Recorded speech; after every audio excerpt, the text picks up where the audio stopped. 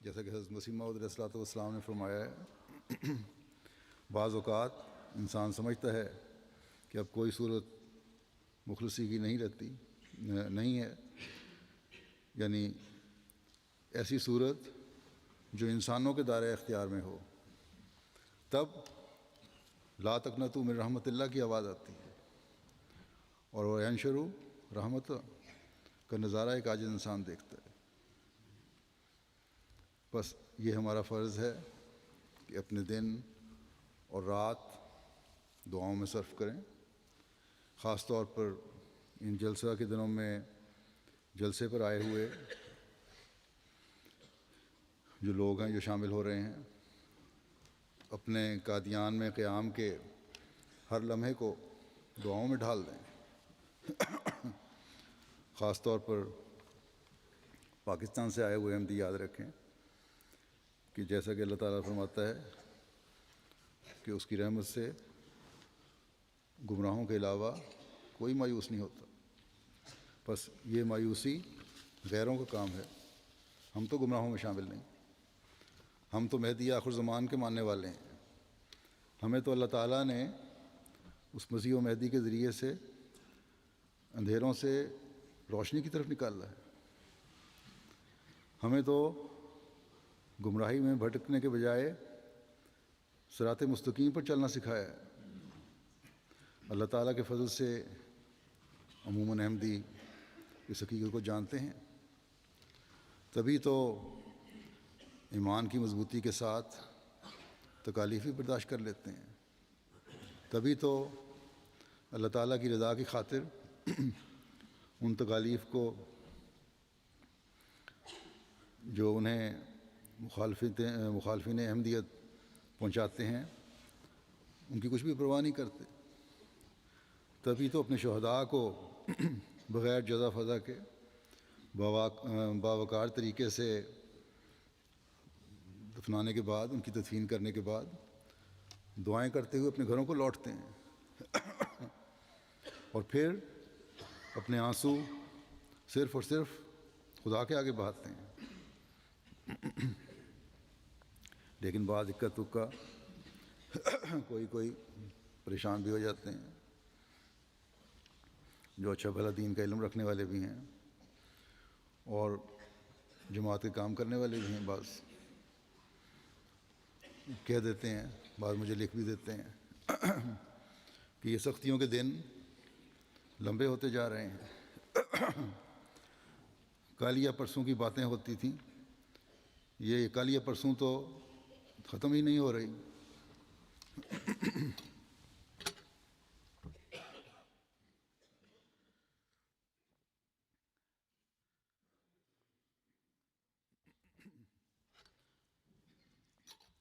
ہمیشہ یاد رکھیں کہ قوموں کی زندگی میں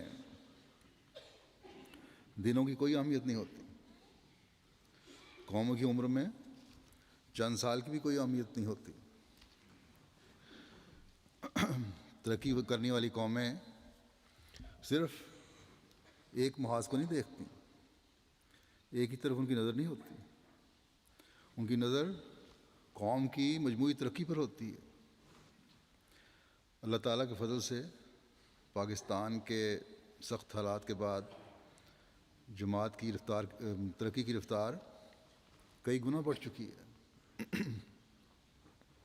بلکہ پاکستان میں بھی اللہ تعالیٰ کے فضل سے ترقی پہلے سے بڑھ کر ہے۔ ہاں، بعض سختیاں بھی ہیں، بعض پابندیاں ہیں، جانی اور مالی نقصانات ہیں۔ خلیفہ وقت کو جماعت سے براہ راست اور جماعت و خلیفہ وقت سے بغیر کسی واسطے کے ملنے کی تڑپ بھی ہے دونوں طرف سے، وہ بے شک اپنی جگہ ہے، لیکن اللہ تعالیٰ نے احسان کرتے ہوئے اس کے لیے بھی نصف ملاقات کا ایک راستہ بھی ہمارے لیے کھول دیا ہے، جو ایم ٹی اے کے ذریعے سے انتظام فرمایا ہے۔ اگر پاکستان میں جلسے اور اجتماعات پر پابندیاں ہیں تو ایم ٹی اے کے ذریعے سے ہی کئی جلسوں اور اجتماعات میں دنیا کا ہر احمدی بشمول پاکستانی احمدی شریک ہوتے ہیں۔ بس خدا تعالیٰ نے باوجود پابندیوں کے روحانی معاہدے کو بند نہیں ہونے دیا۔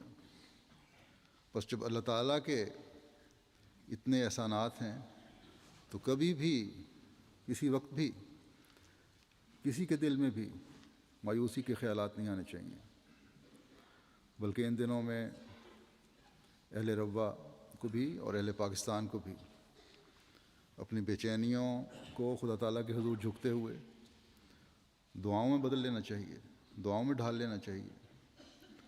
اپنے تصور میں روا کے جلسے کے پررونق ماحول اور پاک ماحول کو لا کر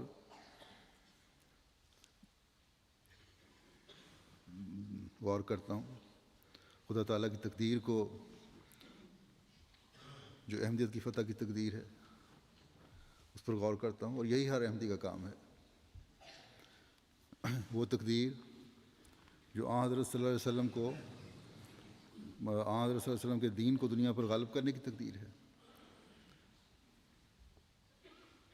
جو مسیح محمدی کی جماعت میں دنیا کی اکثریت کو شامل کرنے کی تقدیر ہے، جو دوسری قوموں کی طرح پاکستانیوں پر بھی مسیح ماؤد کی صداقت خارق عادت طور پر ظاہر ہونے کی تقدیر ہے۔ بس ہمیں اپنی دعاؤں میں ایک خاص رنگ پیدا کرتے ہوئے اس الہی تقدیر کو اپنی زندگی میں دیکھنے کے لیے اللہ تعالیٰ سے عاجزی کی انتہا کرتے ہوئے مانگتے چلے جانا چاہیے۔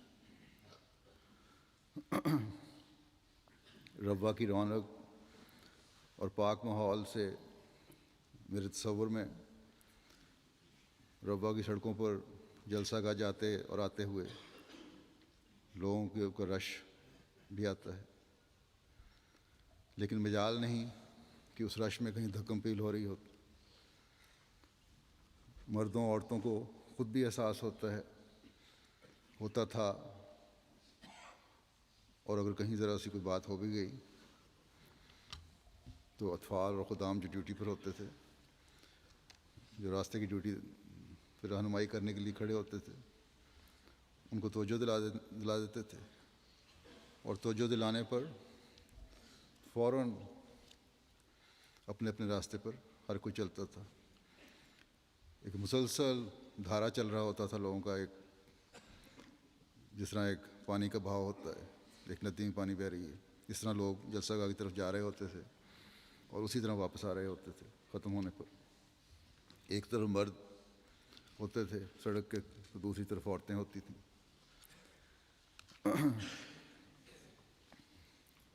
ہر مرد کو عورت کے تقدس کا خیال ہوتا تھا، اور ہر عورت کو اپنی حیا کا پاس ہوتا تھا۔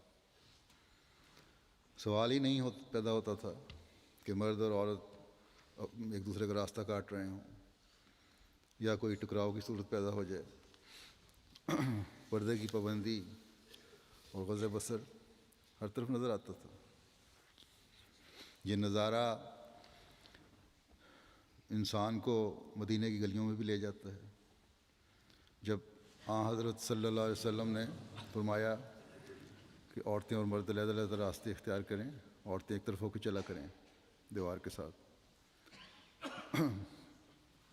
تو اس کی اس قدر پابندی ہوتی تھی کہ روایت میں آتا ہے کہ بعض عورتیں اس قدر دیواروں کے قریب ہو کر چلتی تھیں کہ ان کی چادریں بعض دفعہ دیواروں کے پتھروں میں الجھ کر اٹک جایا کرتی تھیں۔ تو یہ سب اس لیے تھا کہ اطاعت کا ایک اعلیٰ نمونہ دکھائیں اور اپنی حیا اور تقدس کو قائم رکھیں۔ تو یہ نظارے جیسا کہ میں نے کہا ہمیں روا میں بھی دیکھنے میں نظر آتے ہیں جلسے کے دنوں میں۔ اسلامی روایات کا نمونہ روا میں آنے والے عموماً اور عام دنوں میں بھی اور جلسے کے دنوں میں خصوصاً دیکھتے تھے۔ قادیان میں بھی چھوٹی سڑکیں اور گلیاں ہیں اس حوالے سے میں یہاں قادیان میں جلسے میں شامل ہونے والے لوگوں سے بھی کہتا ہوں کہ کیونکہ بہت سے پہلی دفعہ شامل ہو رہے ہوں گے، مختلف ممالک اور ماحول سے آئے ہوئے ہیں، بعض دفعہ اتنا خیال نہیں رہتا کہ اپنے اپنے راستے پر چلیں، تو بجائے اس کے کہ آپ کو ڈیوٹی والے کارکنان توجہ دلائیں، عورتیں اور مرد اپنے اپنے علیحدہ راستوں پر چلیں۔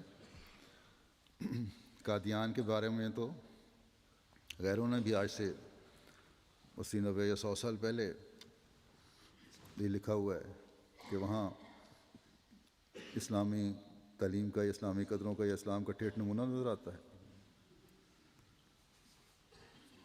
تو یہ ٹھیٹھ نمونہ قادیان میں آج بھی قائم رہنا چاہیے،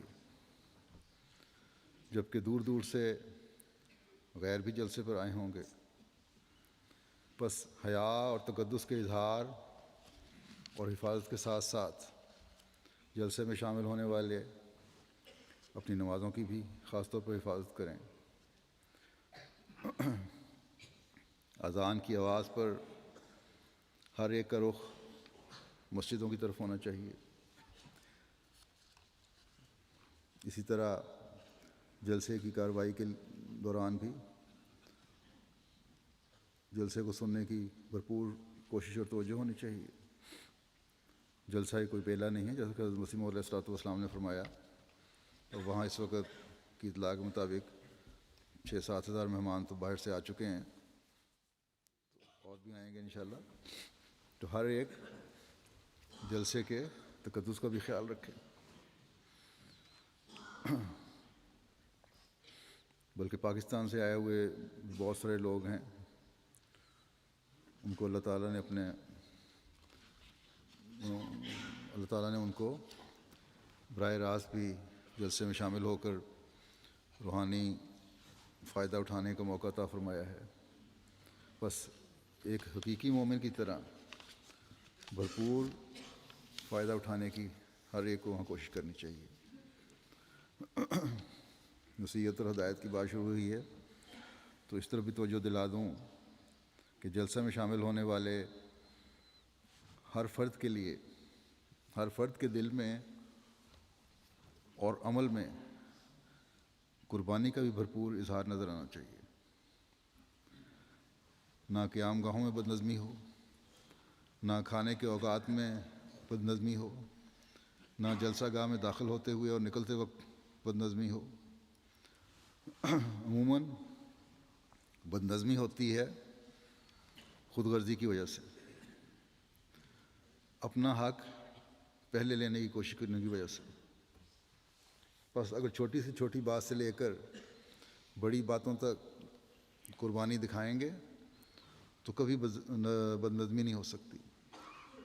اور بعض دفعہ بعض مفاد پرست یا حاسدین جو حسد کی وجہ سے خواہش رکھتے ہیں، اور بعض دفعہ کوشش بھی کرتے ہیں کہ کسی طرح کسی انتظام میں بد نظمی پیدا کی جائے تاکہ ان کو اپنے مقاصد حاصل کرنے کا موقع مل جائے۔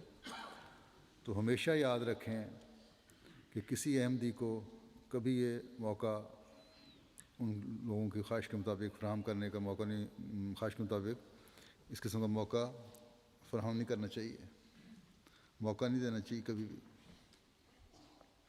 جس سے جماعت کی بدنامی اور سبکی ہو یا کسی قسم کے نقصان کا اندیشہ ہو۔ قادیان میں ہندو بھی رہتے ہیں، سکھ بھی رہتے ہیں، عیسائی بھی رہتے ہیں۔ ہر احمدی کا فرض ہے کہ ہر ایک کی عزت اور احترام کرے۔ عموماً لوگ بڑے اچھے ہیں وہاں کے رہنے والے، لیکن اگر کبھی کوئی غلط بات ہو بھی جائے کسی سے تو اپنے جذبات پر کنٹرول رکھیں۔ قادیان کے رہنے والوں کو بھی اس بات کا خیال رکھنا چاہیے۔ بعض دفعہ کسی مہمان کی غیرت کی وجہ سے میزبان یا وہاں کے رہنے والے جذبات میں آ جاتے ہیں، یا کوئی بات سن کر جذبات میں آ جاتے ہیں۔ تو کسی بھی قسم کا ایسا جذباتی اظہار نہیں ہونا چاہیے جس سے کسی قسم کے فساد یا فتنے کا خطرہ پیدا ہو سکے۔ اسی طرح وہاں رہنے والے آپس میں سلام کو رواج دیں، چلتے پھرتے ایک دوسرے کو سلام کریں، جانتے ہیں یا نہیں جانتے، تاکہ محبت اور بھائی چارے کی فضا مزید بڑھے اور پیدا ہو۔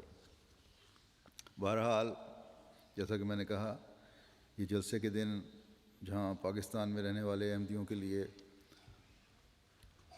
خاص دن ہیں، انہیں دعاؤں میں گزاریں۔ جلسے پر پاکستان سے آئے ہوئے جو قادیان میں آئے ہوئے لوگ ہیں وہ بھی، اور دوسرے ممالک سے آئے ہوئے لوگ بھی، اور ہندوستان والے جو ہیں وہ بھی، سب خاص طور پر ان دنوں کو دعاؤں میں گزاریں۔ شاملین جلسہ تو خاص طور پر اپنے ہر لمحے کو دعاؤں میں گزاریں، اور گزار سکتے ہیں، کیونکہ ان کا شامل ہونے کا تو اور کوئی مقصد نہیں ہے سوائے اس کے کہ روحانی فیض حاصل کریں، اپنی تربیت کے سامان کریں، اور نہ ہی انہیں کوئی اور کام ہے۔